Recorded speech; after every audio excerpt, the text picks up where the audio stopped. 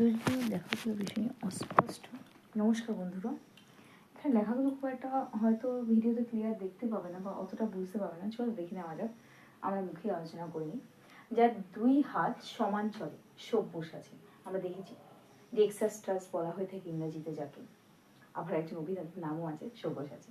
চলো, উপকারীর অপকার করে যে তাকে বলে কৃতজ্ঞ। সকলের জন্য যা প্রযোজ্য, সর্বজনীন, বলি না সর্বজনীন দুর্গাপূজা উৎসব। কর্মে যাহার ক্লান্তি নেই, অক্লান্ত কর্মী কে? সেটা হচ্ছে মৌমাছি।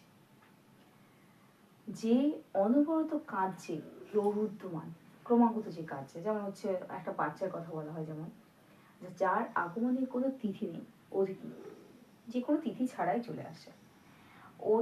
যিনি অধিক কথা বলেন না, মিতভাষী, খুবই কম কথা বলে যিনি, মিতব্যয়ী বা মিতভাষী।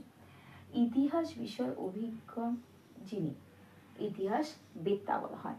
ইতিহাস বেত্তা, বয়কা তয় তয় আঁকা। চলো আজকে এই পর্যন্তই, পরে আর যে বাকিটুকু অংশ আছে আমরা পরে পেটে আলোচনা করবো। থ্যাংক ইউ সো মাচ, ধন্যবাদ।